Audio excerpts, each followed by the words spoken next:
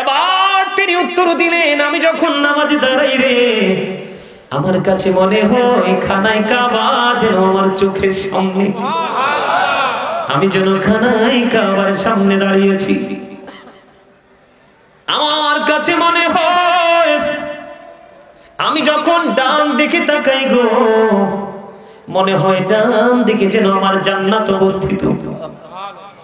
আমি যখন বাম দিকে তাকাই, বাম দিকে তাকাইলে দেখি আমার কাছে মনে হয় রে, আমার বাম দিকে যেন জাহান্নাম অবস্থিত। আমি যেই জায়গায় দাঁড়িয়েছি আমার কাছে মনে হয় আমি ফুলসিরাতের ফুলটার উপর আমি দাঁড়াইছি। একটু যদি 19-20 হয় রে, আমি ফুলসিরাতের পোলের নিচে চলে যাব। তার মানে আমি নামাজে যদি একটুখানি গাফিলতি করি, নামাজের প্রতি যদি একটুখানি আমি অবহেলা করি রে, ওই যে আল্লাহ বলেছেন ফাওয়াইলুল লিল মুসাল্লিন, ঠিক কিনা বলেন? অমনোযোগী নামাজীদের জন্য ওই যে সাজা বরাদ্দ করেছেন, ওই জায়গার অন্তর্ভুক্ত হয়ে যাব। ফুলসিরাত মানে তিনি এটাই বুঝিয়েছেন বন্ধু। আমার কাছে মনে হয় আমার পিছনে আজরাইল দাঁড়ানো। আজকের নামাজটা আমার জীবনের শেষ নামাজ। আমার কাছে মনে হয় রে, সালামটা ফিরাইতে দেরি, আজরাইল আমার প্রাণ পাখি কেড়ে নিতে দেরি করবে না। জোরে জোরে বলেন আল্লাহু আকবার। আমরা কয়জন এইভাবে নামাজ পড়তে পারি? আমরা নামাজে যখন দাঁড়াই পৃথিবীর সকল চিন্তা আমাদের মাথার মধ্যে চলে আসে বন্ধু। আবু বকর সিদ্দিক রাদিয়াল্লাহু তাআলা আনহুর জীবনী থেকে একটা তথ্য আমি আপনাদেরকে দিব।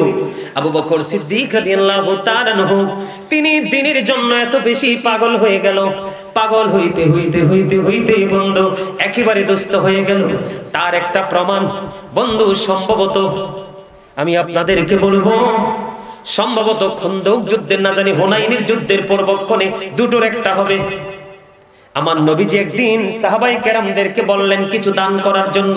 খেয়াল করবেন, হযরত ওমর ডেকে ডেকে বলতেছে, আমার জীবনে কোনোদিন আমি আবু বকরকে হারাতে পারি নাই। আজকে আমার কাছে দৌলত আছে। কি আছে? আমার কাছে দৌলত আছে। আজকে নবীজি বলেছে দৌলত দান করার জন্য, আমি দান করে আবু বকরকে হারাবো। এবার কি করলেন? দুইজনই ওনার দৌলত নিয়ে আমার নবীজির দরবারে এসে হাজির হয়ে গেল। আমার নবীজির দরবারে আসতে দেরি, আমার নবীজিকে যখন বলল, নবীজি বলতে দেরি ওমরকে প্রশ্ন করলো, ওমর তুমি কি নিয়ে এসেছো ইয়া রাসূলুল্লাহ? আমার যা ছিল আমি অর্ধাংশ নিয়ে এসেছি। তোমার ফ্যামিলির জন্য কি রেখেছো? ফ্যামিলির জন্য আমি আর অর্ধাংশ রেখে এসেছি। এবার আবু বকরকে প্রশ্ন করলেন আমার নবী, আবু বকর আপনি কি নিয়ে এসেছেন? আবু বকর একটা ডাক দিয়ে বলল, ইয়া রাসূলুল্লাহ, ইয়া হাবিবাল্লাহ, নবী গো, ও প্রাণের নবী, আমার কাছে যেইটুকু ছিল আমি সবটুকু নিয়ে এসেছি। তুমি আর তোমার ফ্যামিলির জন্য কি রেখেছো? এবার আবু বকর ডাক দিয়ে বললেন, ইয়া রাসূলুল্লাহ, আমি আমার ফ্যামিলির জন্য আল্লাহ এবং আল্লাহর হাবিবকে রেখে এসেছি। বন্ধু, এবার হযরত ওমর চিন্তা করে আর বলে রে, আমার মনে হয় আর কোনোদিন আমি আবু বকরকে হারাতে পারবো না। আবু বকরকে হারানো কোনোভাবেই সম্ভব না। হিজরতের রাত্রিতে আমার নবী গভীর রজনীতে একটা টোকা দিতে দেরি রে, দরজাটা খুলতে দেরি নাই। আমার নবীজি বলেছিল, রে আবু বকর, কেমন করে সম্ভব? এই গভীর রজনীতে একটা টোকা মাত্র দিলাম, একটা টোকা দিতে দেরি রে, তুমি দরজাটা খুলতে দেরি করলা না রে আবু বকর, এটা কেমন করে সম্ভব? এবার আবু বকর একটা ডাক দিয়ে বললেন, নবী গো, ও প্রাণের নবী, ইয়া রাসূলুল্লাহ, ইয়া হাবিবাল্লাহ, নবী গো, যেদিন আমি শুনেছি আপনাকে নিয়ে আমি হিজরত করব, আপনি আমাকে নিয়ে হিজরত করবেন, সেদিন থেকে আমি আর বিছানায় পিঠটা লাগাই না। জোরে জোরে বলেন না সুবহানাল্লাহ। বন্ধু, সেই নবীর উম্মত আমরা রে, নবীর সাথে প্রেম করতে পারি নাই। আবু বকর যেমনি প্রেম করেছে আমার আল্লাহর সাথে, তেমনি প্রেম করেছে আমার প্রাণের নবীর সাথে। আপনাদেরকে আমি বলি, আবু বকর দান করতে করতে শেষ হয়ে গেল বন্ধু। শেষ যখন হয়ে গেল, এবার আবু বকর কি করলেন, একেবারে দুস্থ হয়ে গেল। নামাজের সময় হয়ে গেল, একদিন আজান হয়ে গেল, নবীজি মসজিদে অবস্থান করতেছে, কিন্তু আবু বকর তো এখনো আসে না। আবু বকর যেতে একটু দেরি হয়ে গেল। আমার নবীজি একটা ডাক দিয়ে বললেন, রে আবু বকর, আমি থাকা অবস্থায় এই অবস্থা, আমি চলে গেলে না জানি কি হবে। আসলে মূলত আমার নবী খবরটা জানে কি জানে না? আমার নবী জানে রে, আমার নবীর জানার মধ্যে কোনো সন্দেহ নেই। এবার বন্ধু তাড়াতাড়ি করে নামাজ পড়লো। নামাজ পড়ার পরে যখন আবু বকরের জন্য নবীজি দোয়া করে দিল, নবীজি বের হলো। নবীজির পবিত্র পা মোবারক, কদম মোবারক বের করতে দেরি, চাইয়া দেখে রে হযরত জিবরাইল আলাইহিস সালাম খেজুর পাতার পোশাক পরে আমার নবীর সামনে।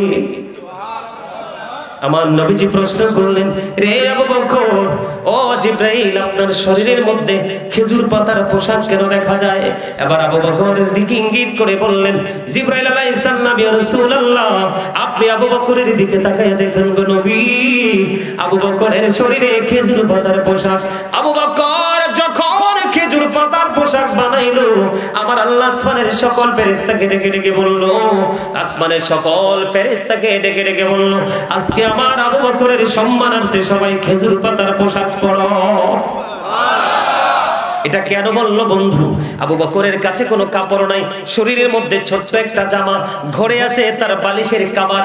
বালিশের কাভার দুইটা ছিঁড়ে ফেললো, এই শরীরের জামার সাথে যুক্ত করলো খেজুর পাতাকে। তিনি সুতা হিসাবে, খেজুর কাটাকে তিনি সুই হিসাবে ব্যবহার করে জামাটা বানাইয়া জোড়া লাগাইয়া তৈরি করে তিনি নামাজ পড়তে গেল। এরপরেও তিনি নামাজ ছাড়ে নাই। যখনই আবু বকর এই খেজুর পাতার পোশাক বানায়, আমার আল্লাহ ডাইকা ডাইকা বলে, রে আসমানি ফেরেশতারা, ও ফেরেশতারা, তোমাদেরকে বলি, আমার আবু বকরের সম্মানার্থে আজকে খেজুর পাতার পোশাক পরো। এই জন্য জিবরাইল খেজুর পাতার পোশাক পরে পৃথিবীর জমিনে